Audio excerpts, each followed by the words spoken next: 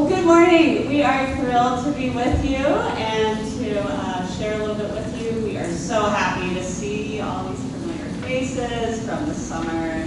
It is a wonderful reunion for us as well. Yeah, I second what Beth said. It's been a wonderful experience working with you all, and just great to be here. So thank you so much for having us.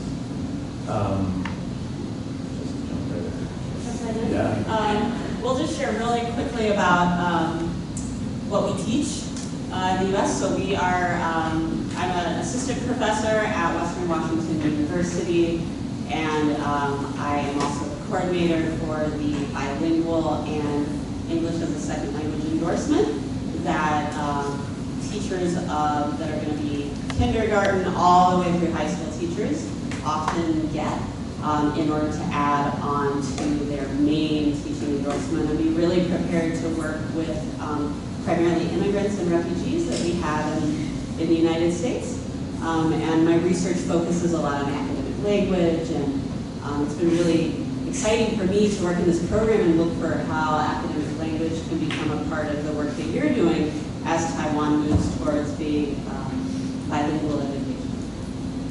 And I also am a professor at Western Washington University, currently adjunct as I finish my PhD at University of Minnesota. My research focuses on second language acquisition, and then somewhat associated with that, language teaching methods that are aligned to principles of second language acquisition. And that's basically what we'll be talking about today. Yeah. So let's go ahead. So the title of our presentation is Let's Get Them Talking, Why Students Need Meaningful Oral Interaction in the Classroom to Promote Second Language Acquisition. And our presentation today will be basically three parts. We'll start with a little bit of second language acquisition theory, the theoretical principles of why students need oral interaction. Then we'll talk about some methodological principles, some very specific approaches at a general level of how to do that. And then we'll experience some very specific ways of doing that in the classroom. At which point you will all be doing some of the, not really presentations, but you'll be doing some activities. So don't get too comfortable. Yeah. You won't be sitting for more than about 15 minutes. We're going to make you stand up and talk. Hopefully only 15 minutes. I will be needing to talk quickly. Yep. Here we go. Okay, so first question for everybody. How many of you have noticed that what you teach students is not exactly what they learn? Show of hands. Okay, and specifically in terms of language. As an example, this week in my lesson with Wendy and Letitia, we played a game called Upset the Fruit Basket. I won't describe it right now. If you're curious about it, I encourage you to ask them. They can tell you about how to play it. But the phrase that I taught students was, my friends have. And then you put another part at the end of that. And I noticed that at least one or two students said, my friends has. Right? So what that principle is that the input, what they heard, was not what they took in. Intake. So input and intake are different things, okay? And it's important to distinguish between those. And Dick Corder, in 1967 wrote a paper on the, I can't remember the exact title, but on the nature of errors. And he said that he came up with these ideas that input and intake are different. So what we teach the students, what we show the students, is not what they take in. They take in something different. So he came up with this idea, or said this idea, that the teacher's syllabus, or the textbook, is not the same as the learner's built-in syllabus. The learner follows his or her own syllabus, but their brain is constructed in a way that doesn't necessarily match the syllabus that we teach. Okay? So important principle to remember. And why is that? Van Patten, 2004, says that processing, that is, learning the language, processing, is about focusing on meaning first, and only if there's extra cognitive space are learners able to focus on the form. Okay, so meaning is always first for learners. They focus on the meaning. And importantly, Selinker, very shortly after Quarter, said that performance of drills, like memorizing grammar rules, is by definition not meaningful performance. Okay? And so these are important principles to make note of, because as learners develop their interlanguage, they're not like monolinguals. They're not like people who speak only one language, because they speak more than one language, like us. We all speak an interlanguage. It's not like a monolingual. Multilinguals are different from monolinguals in very important ways.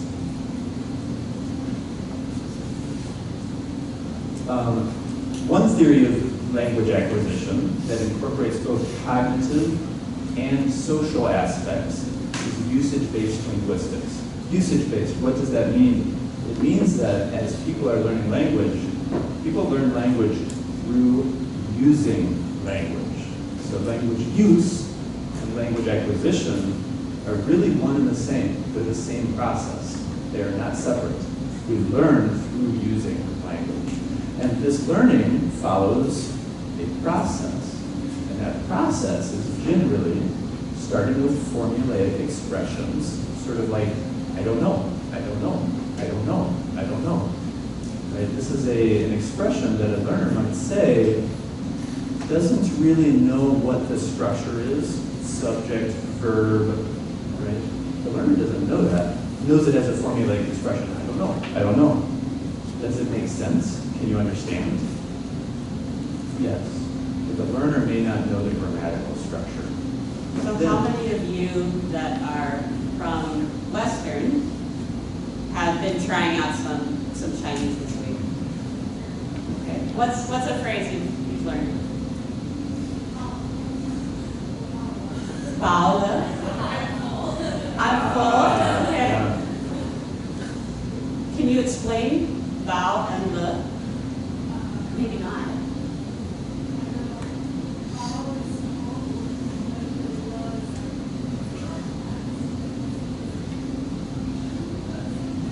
Okay.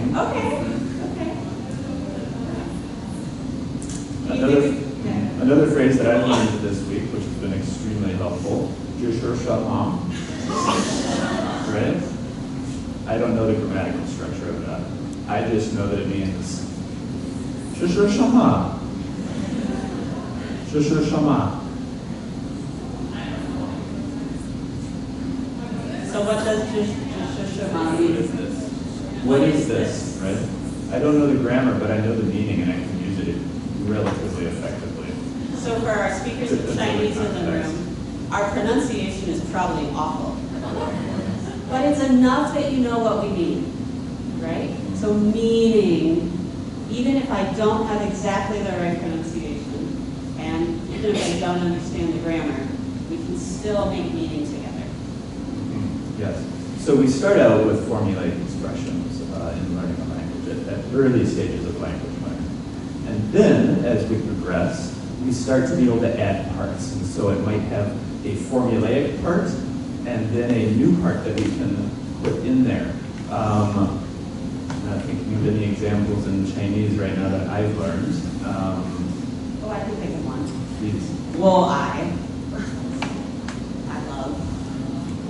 So now that I understand it a little bit better, I can start playing with it. Wo I also. Yeah, wo I Jeju Naisha. So we have a formulaic part, and then we have a part that we fill it with. And in the research, this is called a low-scope pattern in usage-based linguistics.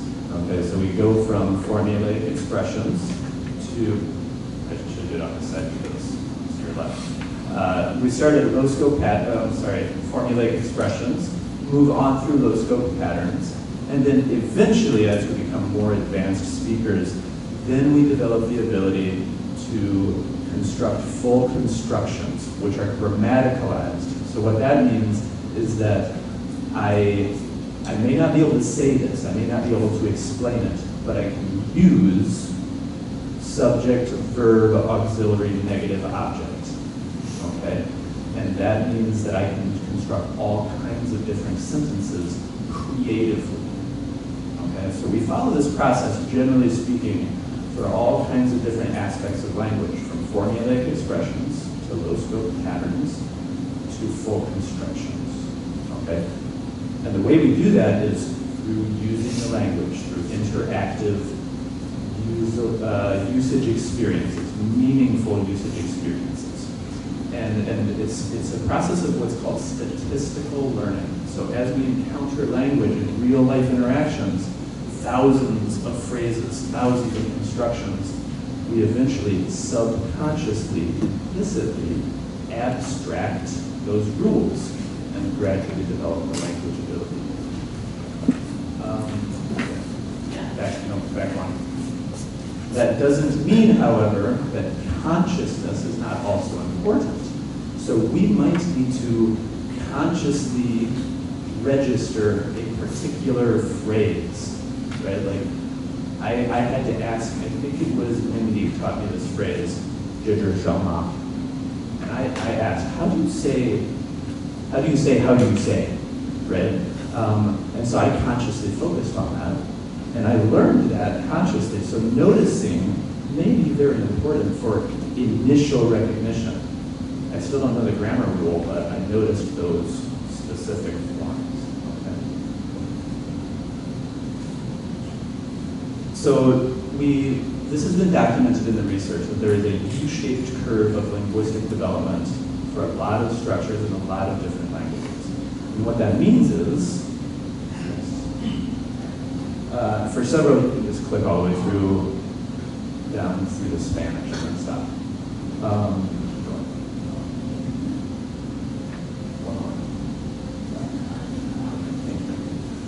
So this has been documented for these forms in these languages.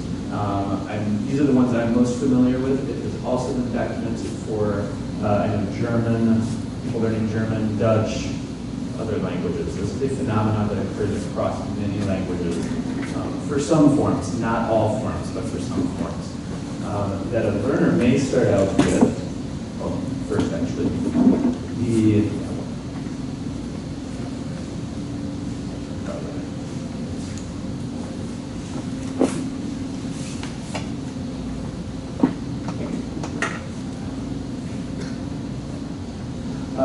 this process has been documented regardless of whether the context is a classroom, people studying grammar rules, or people out in the real world, just learning in a naturalistic context. People follow this same process, okay? So really the question does become, what should we be doing in the classroom, right? Three more. So again, this U-shaped curve describes this process of initially sounding kind of like a native speaker of the target language. Maybe the pronunciation is still off, but when I say 知说什么, does the grammatical structure sound pretty accurate? Right. I have no idea why, but the grammatical structure is pretty accurate. Similarly, people learning English might initially say, I went, right? It sounds accurate. It sounds very much like a native speaker would say it. But then as they gain more intermediate level proficiency, they start saying, I goed. So they actually become less accurate as they start to implicitly acquire subconscious rules of grammar. They become less accurate. And then later on, in higher levels, more advanced levels of proficiency, they start to sound more like a native speaker, more accurate. I went. Okay? And this process has been documented for many learners learning many languages from many different language backgrounds. Okay? So what this means, I think, is that we don't really need to focus on correcting accuracy in the classroom.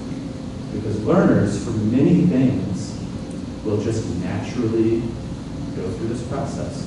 They might start sounding accurate, and then they probably won't sound very accurate for a little while, but they're still making meaning. Do I still understand I go? Yeah, I can still understand that.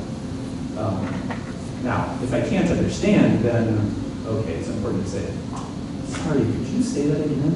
I don't understand.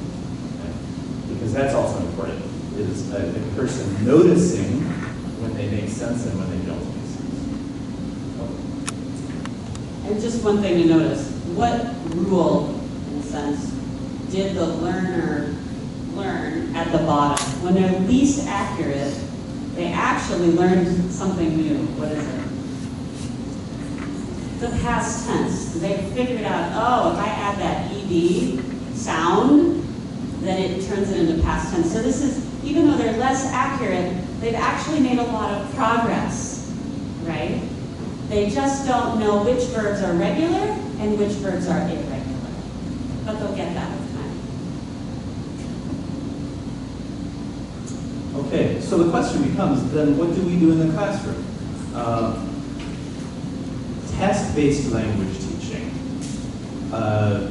demonstrates a lot of these principles of second language acquisition here. What task-based language teaching is that learners are primarily engaged in trying to communicate content. That is, meaning is primary, okay? And so what is a task? Tasks are getting learners to focus on, or tasks in task-based language teaching have these four qualities, that meaning is primary. So learners are focused on making meaning in the classroom. They're working on communication, talking to each other. And there's a goal. And so they have to accomplish something with the language in the classroom. We can construct those experiences for them.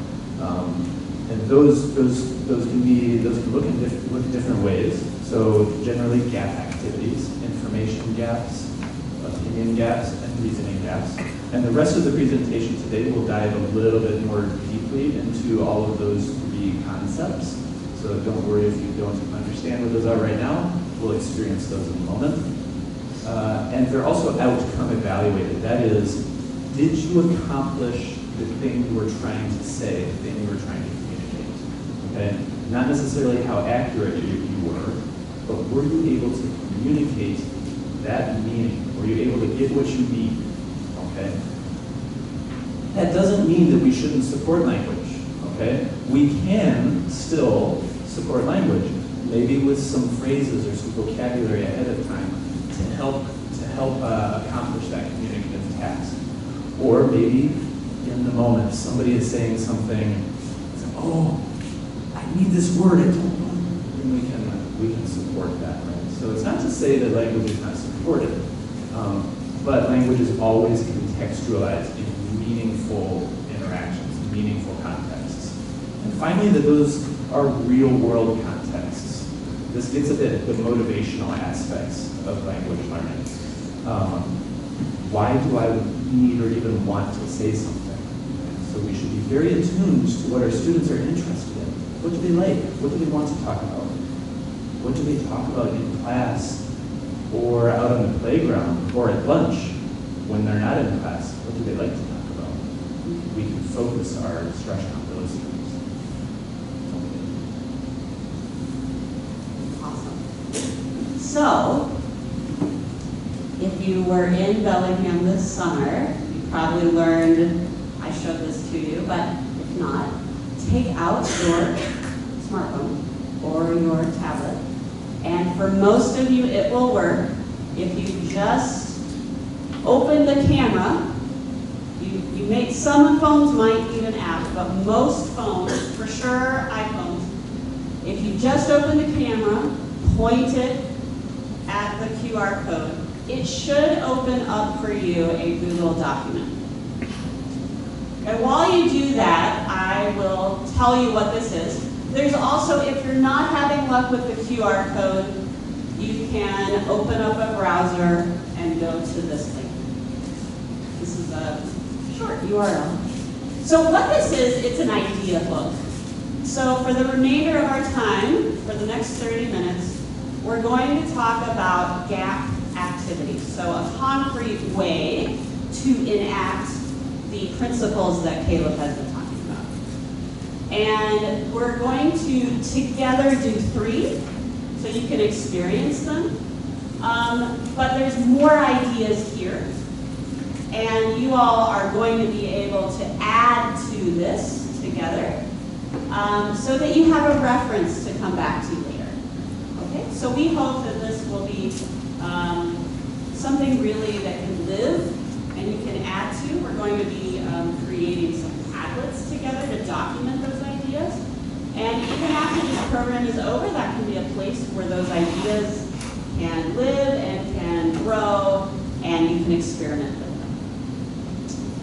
Does anybody need more time to access this document? Okay, great, let's keep going.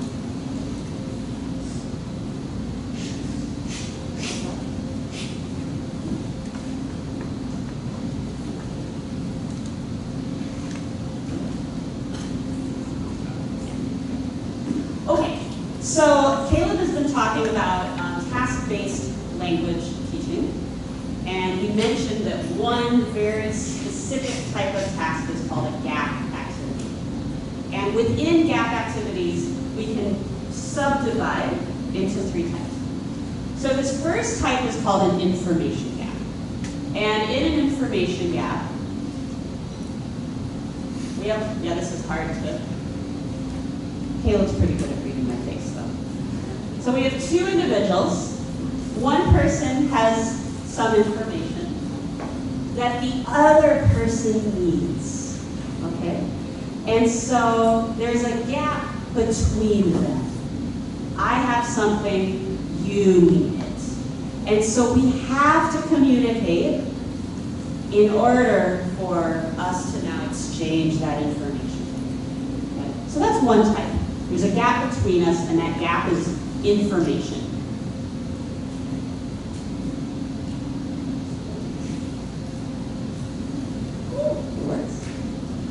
Okay, next kind is an opinion gap. In this case, one person thinks one way.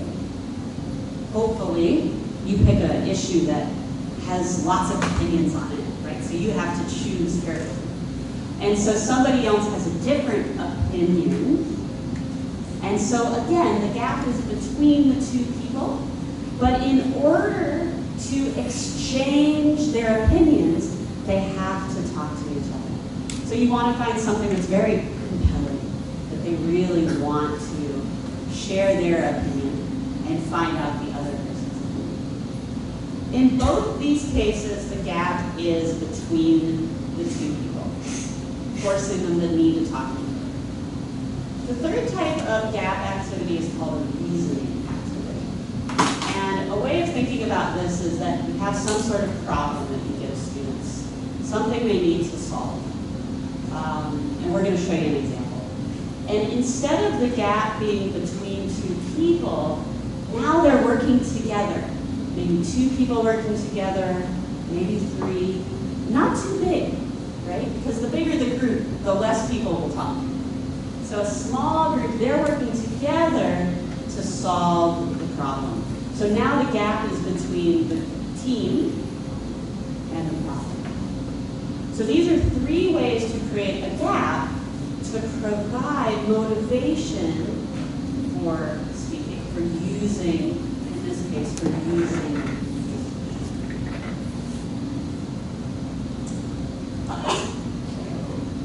Okay. All right. We don't need to show you this in detail. We're going to start with information gaps. And together we're going to do a couple information gaps so you can see what they look like and how you might use them in your classroom. So what I need are 2 volunteers from the audience who would be willing to, okay, I've already got one. Come on down. Yeah, come on down. Yeah, you'll need to come down here in front. Yeah. So you're going to have to be willing to stand here with the microphone and do a task. There you go, Daniel. All right, one more person. All right, Grace, great. I think we should make you do it in Chinese. Yes, great idea. Okay, so what I need both of you to do is stand right here. And please face each other. Oh no, sorry, you're right. Face the audience. Face the audience. You are prohibited from looking at the screen. Do not turn around. That's right. Put on the blinders. Okay. Now we're going to show the audience what they're going to see. So they're not going to turn around.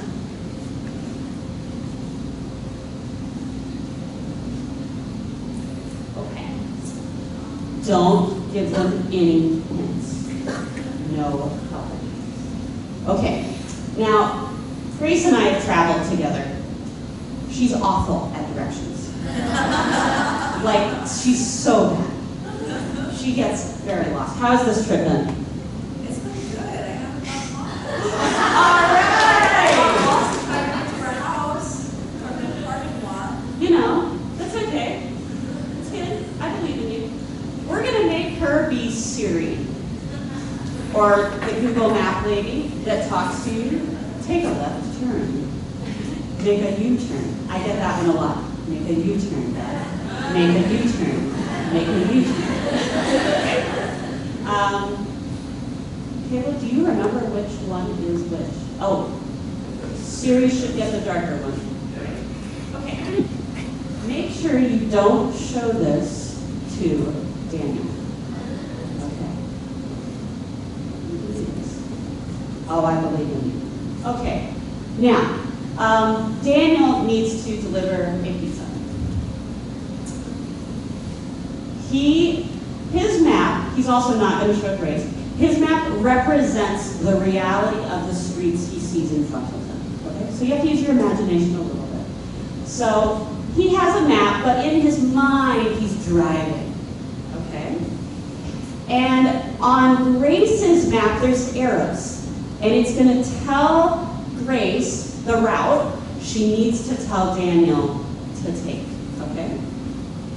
We're going to see if they can deliver the pizza.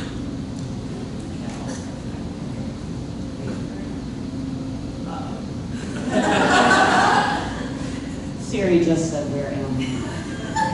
Okay, start here. Oh, okay. So actually you're going to deliver a pizza here, Yeah. here, Yeah. here. It's maybe more like a UPS Wow, driver popping that has today. several packages. All right, well, got this. Okay. Go straight. And then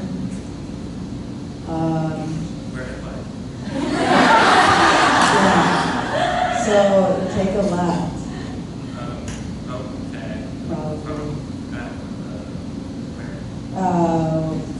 You know the intersection with the bookstore and the dentist. Yeah, so take a left there. And then I think maybe you need to, The bookstore and the dentist. yeah. They're in different blocks.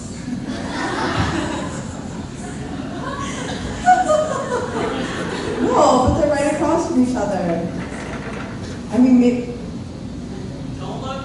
maybe they're on different blocks, but they're right across from each other. Yeah, maybe further apart. Good idea. Okay. So you were here. Now you need to go straight. Wait. I don't think Siri can do that. Go straight. Straight from, am I going toward a different building or? No, so you have the bookstore. Okay. Right there. And then you got the dentist right there. Past the doctor. And the bookstore is on this block. And the dentist is on this, like, kind of, I don't know, sidewalk block thing. Okay. Yeah. Yeah, okay. Thanks for that, but alright. Excuse me. Siri has an attitude. She was programmed that way. Okay, so did you take your left yet? Yes. Okay. Took my left somewhere. So then deliver your pizza to the bookstore. Okay, good. Now keep. So you like went straight, and then you took a left, and now you need to go straight Straight again. up Chimney. Yes, yes, straight up to the bank, good. One less forward view. Okay, and then once you deliver the pizza from the bank to the bank, whoops, you need to go left. Yeah. So you went left, and then you went straight, and then you went left, and now you're going to go straight. And the cafe is going to be on your left, but you don't need to turn the car to the left. After I took a right. You didn't take a right. I told you to take a left. Into the bookstore? Not into the bookstore. That's called a car accident. Yeah. I think you drove me off the road, Siri. I think you drove yourself off the road. Okay, so I'm going to the cafe. Cafe. Is the cafe on your left? It's on the left. Yeah, okay, so you're at the cafe, so deliver the pizza. Yes. To the cafe. Yes, Okay, Siri. We're gonna pause. okay. Let's pretend that he's already driven, and he already dropped it off at the school Okay, and at the records. okay. I want you to get him from records to hats.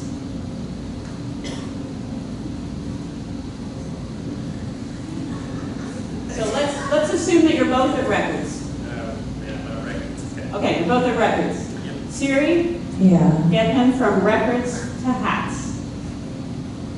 I need you to go south. I'm sorry. So go south from records, South is like towards the like traditional, never eat shredded wheat. Yes. Northeast, Okay. southwest, so Assuming that there's a compass and yes, you need to go down, but Down. down is not a direction. go So toward the office. yes, go toward the office, and then take a left. Okay. And then Yes. you will arrive at Hats. Where is that? The destination will be on the left of records.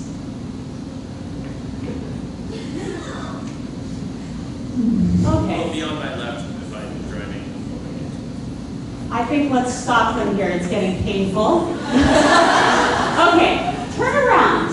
Look at your maps. What the? So it turns out that Siri wasn't updated. And she has an old map. And that makes it more difficult, right? They have to talk more to resolve this problem because their maps are not quite the same. For example, look, Grace was trying to get Daniel to go down a road that has been closed. It no longer exists, right? So for an information gap, okay, let's give them a round of applause.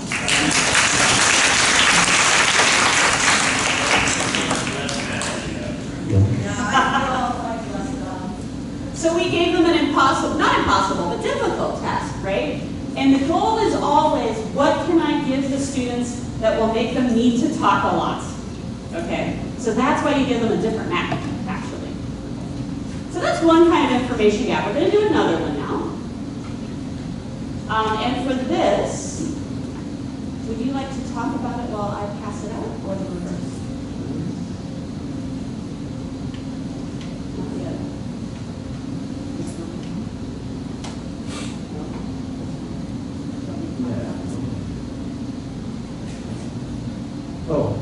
No, yeah, let's go ahead and do it. Well, I think we'll have to do this. Okay, so please turn to the person next to you. Hold on. We gotta pass it out. You're going to get two different colors. So you need to, as it comes around, take the opposite color of the person next to you. The person with the opposite color will be your partner. We'll do this in groups of two. So go ahead and find somebody nearby you to be your partner and decide who is going to be, well, yeah, as Beth said, one person will get one color of cards and the other person will get another color of cards.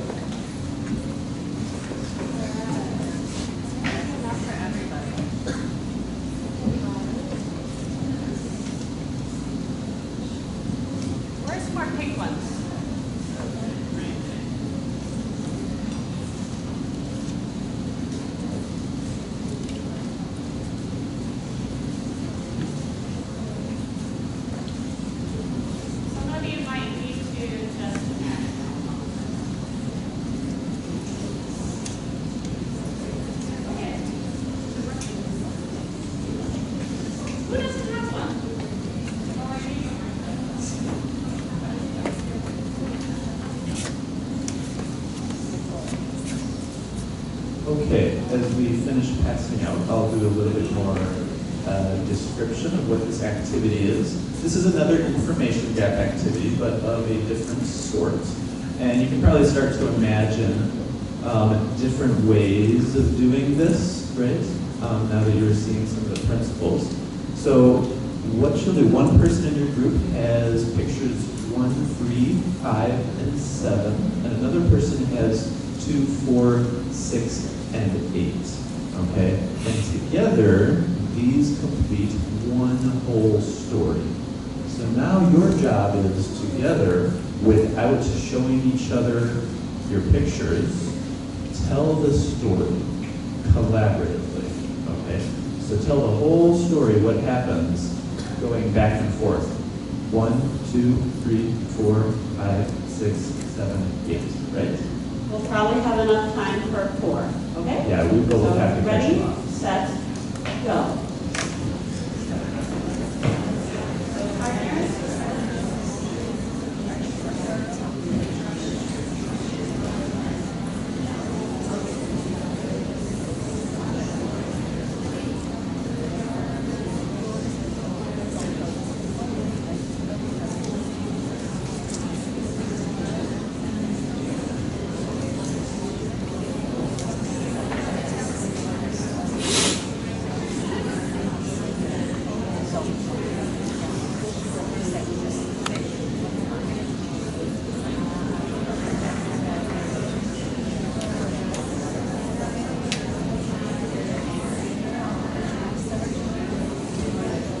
Remember, you should not look at each other's pictures.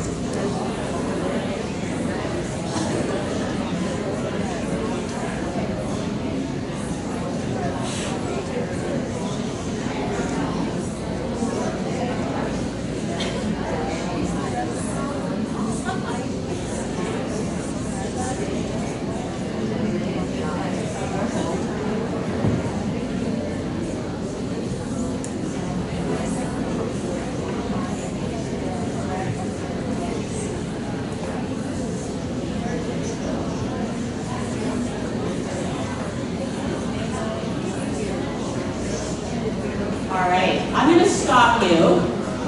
You are all smart people. You understand the idea of how it works. Okay?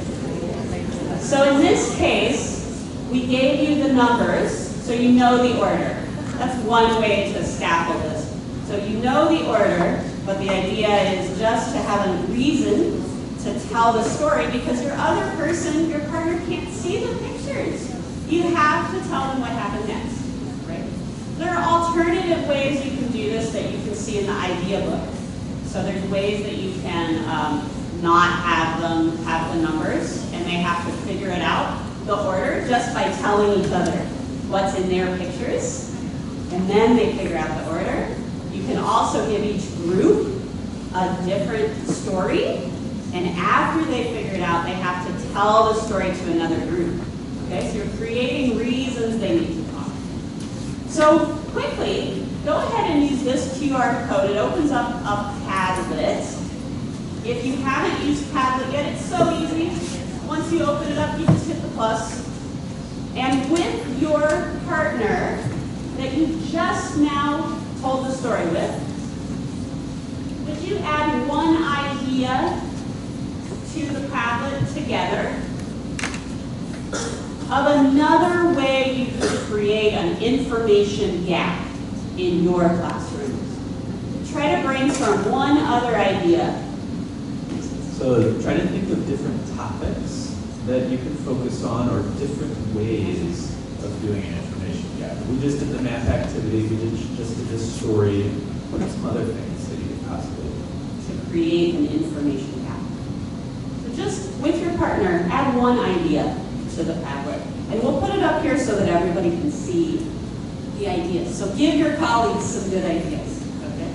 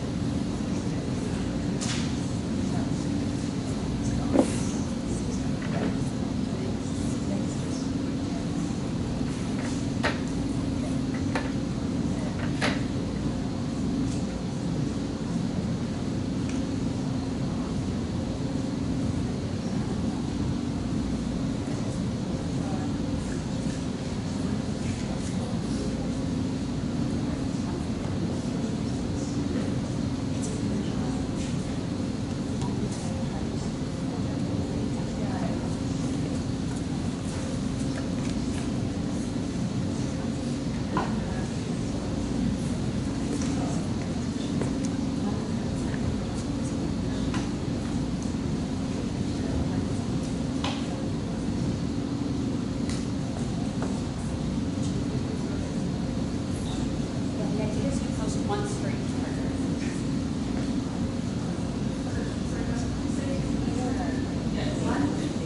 One group, one post. One group, one post. You need each other. I've created an information gap. Yeah.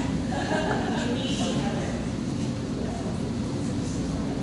Take 30 more seconds, and then we're going to the next thing.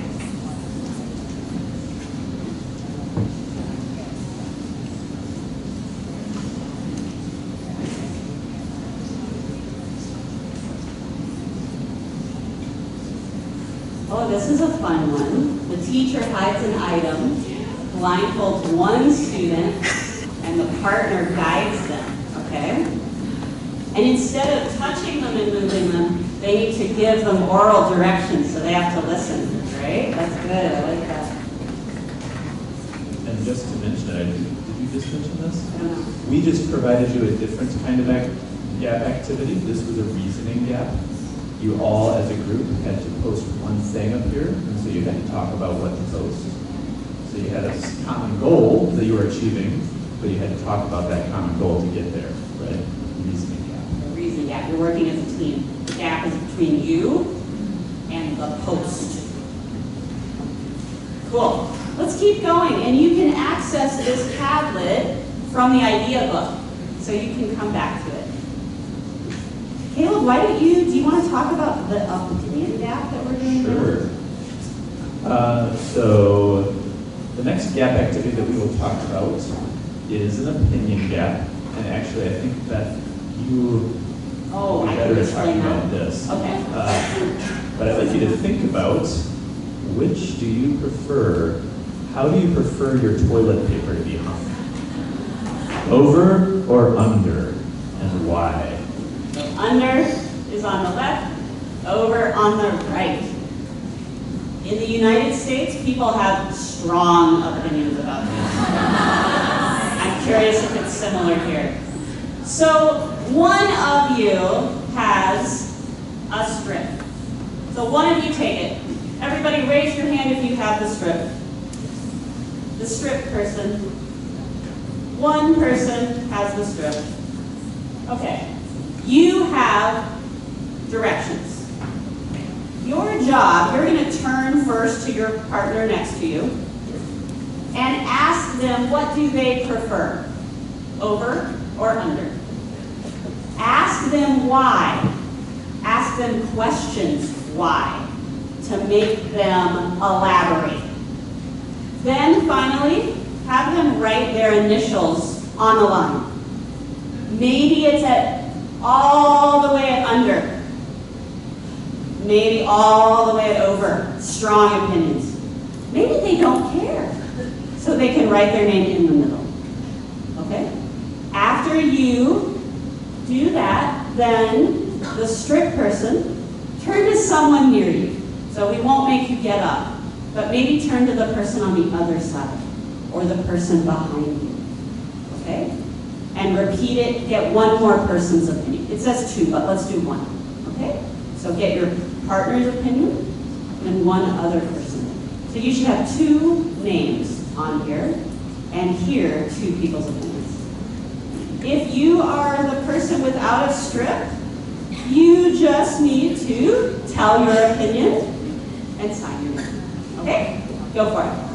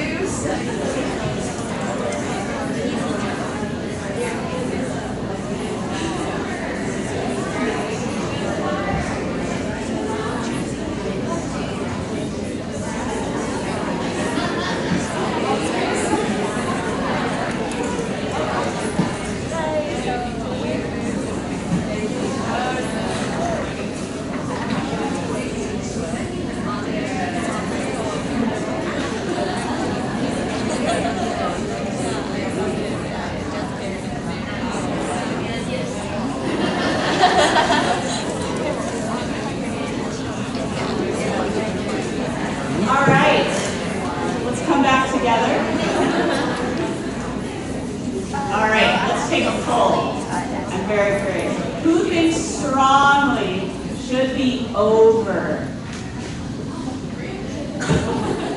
Over. Who thinks under? Ah, interesting. I wish we had time to discuss our reasons. Hey, Caleb and I, we live in the same house. We're married.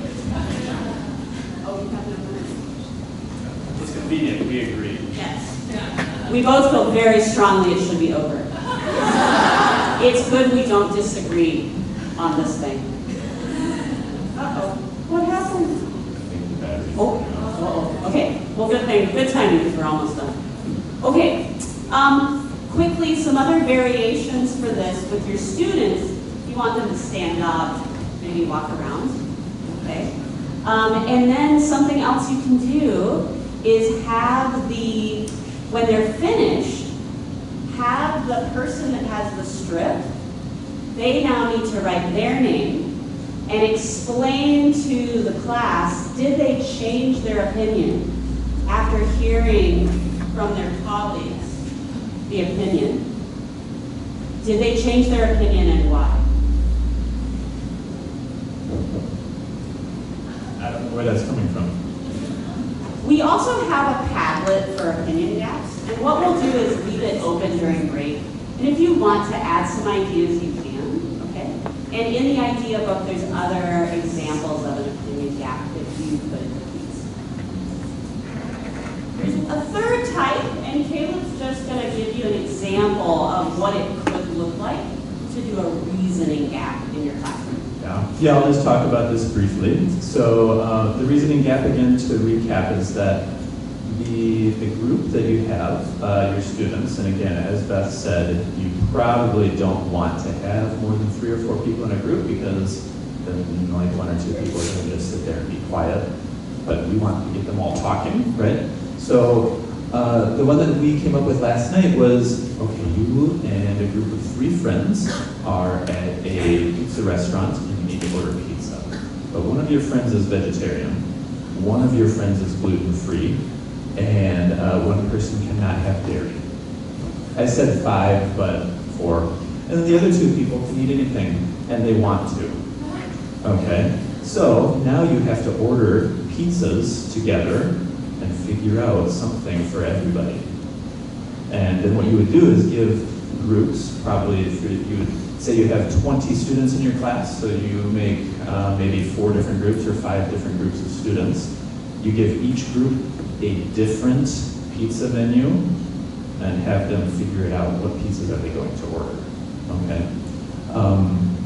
And then later on, variations, you could then have those groups, make new groups, where there's like 4 different people from different groups and share what pizzas did you order, right? And so then that's the information gap, right? So there's multiple opportunities that you can just kind of spin off of to continue to create communicative opportunities.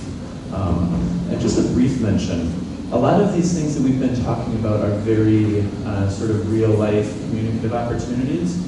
These can also be done in content area classes, right? More academic tasks. So for example, if you're doing this in a math class and you have a math problem, you could ask students, what are the different ways you use to solve this problem? That would be a reasoning gap, right? You have one problem, but then maybe students come up with 3 or 4 different ways of actually doing it. They get the same answer, they get the same correct answer, but in different ways. And then explaining those ways, that's a reasoning gap. Right? Wonderful.